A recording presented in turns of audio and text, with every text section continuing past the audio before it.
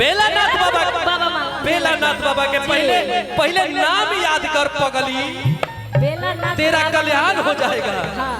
आ देखी के झमेला रौरा कोरेनी झमेला।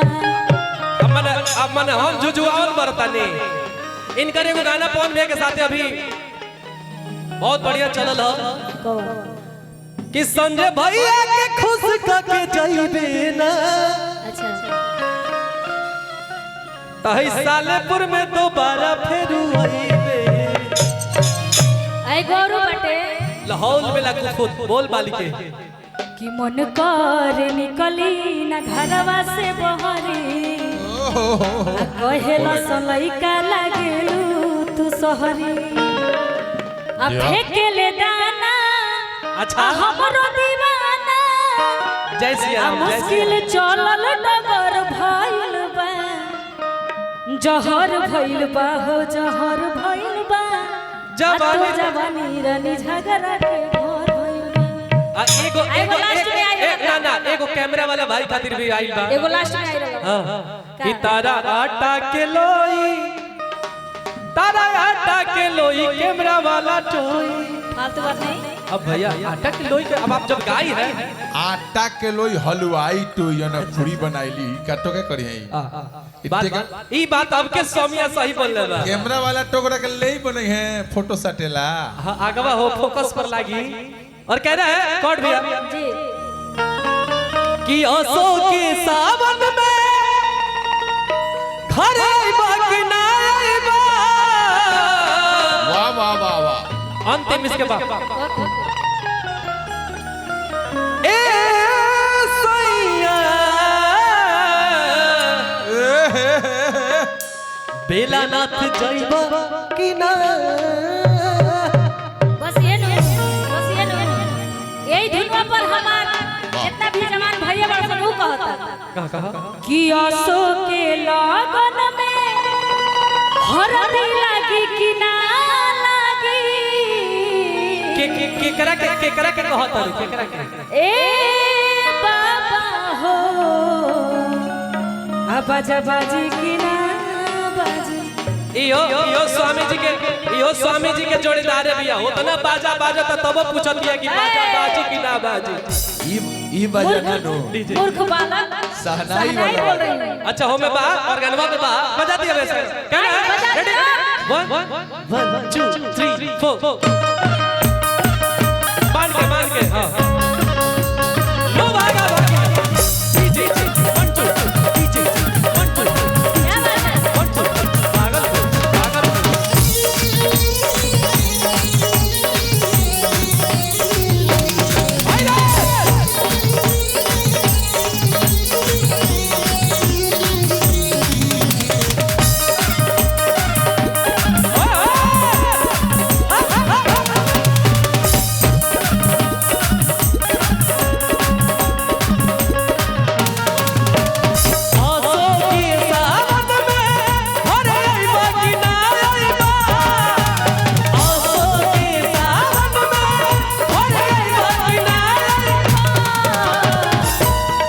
जितनी भी चाची है एक बार थोड़ा सा दोनों हाथों को ऊपर करिए ना, बहुत देर हो गया। एक बार सभी लोग एक बार तन से उठा ली रघु लोग भी एक बार सभी लोग चाची नो बाबूजी नो एक बार उठा लो एक बार और मीठी मीठी तालियों के साथ कहना है कि ये सैया देवघर जाइबा कि ना जाइबा।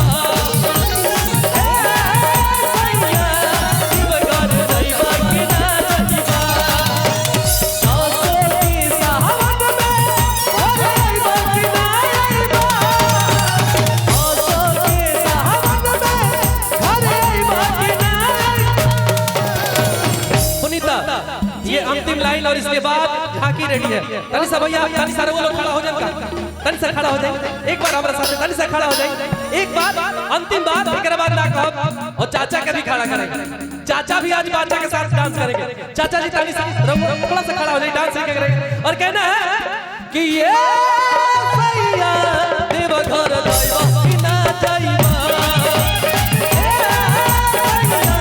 देवघर जाइबा कि ना जाइबा।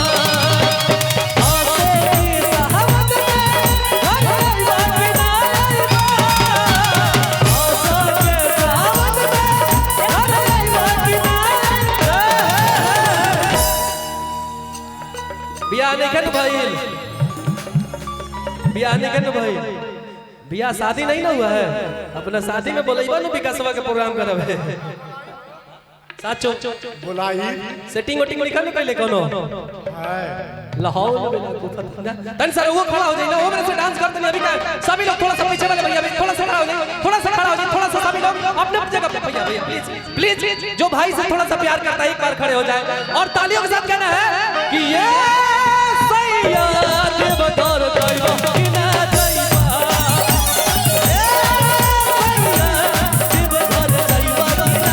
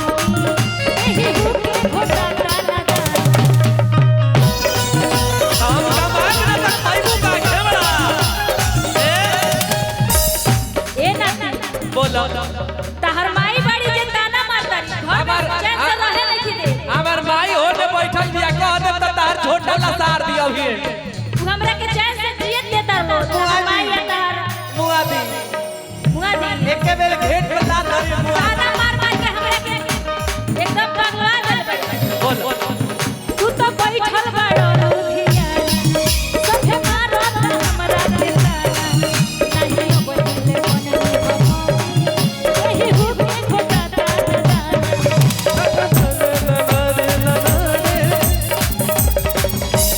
रुकिया रुकिया हां बोलो हां एगो सवाल बा संजय भैया के सामने। हां बोलो कोड दिया भैया बाबू विकास बाबू कि अब की के सावन में सालेपुर आइबा कि ना आइबा। देखा माई त नहीं के लेकिन ओदे हमर चाची भी है देख लो कह दे त तार झोटा लसार मारी हमरा के बोला तारू बोली न त का करी बुतरू समाज के बोला तारू हमरा के बोली न त का करी ना ती बियाह का छोड़ के चल गइल हमारी हमरा के जिए बियाह का छोड़ के चल गइल त हमर भैया बारे ना ऐसे थोड़े छोड़ के चल गइल बड़ी सब हमारे परिवार बा।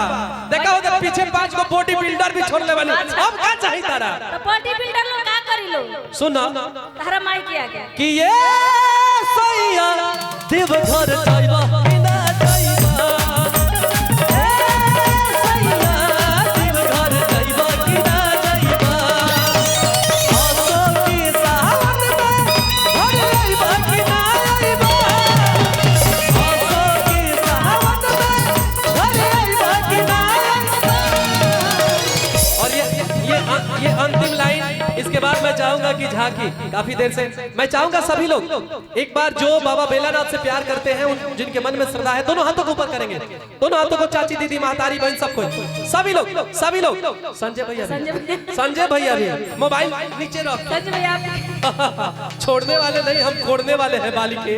और कहना है स्वामा कहना है कि ये सैया देवघर जाइबा कि ना जाइबा, ए सैया देवघर जाइबा कि ना जाइबा, ए सैया देवघर जाइबा कि ना जाइबा, ए सैया देवघर जाइबा कि ना जाइबा, ए बाबा बेलानाथ आइबा कि ना आइबा।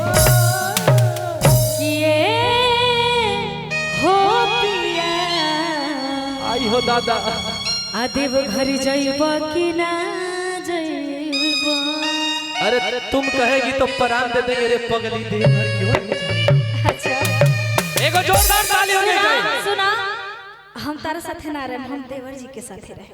देवर जी के बड़े हो केहू बा केहू बात देवर बोले खातिर तैयार बाप देखत है एगोरी ट्रेंडिंग में चलता है से बोलला हम देवर साथे रहे देवर के साथ रहबो ऐसे लोग छोड़ के भागल बानी तब काहे के कहत रे कि आइबो कि ना आ जाइबो कि ना हैं ई खाली दिखावे खातिर चेक करे बात के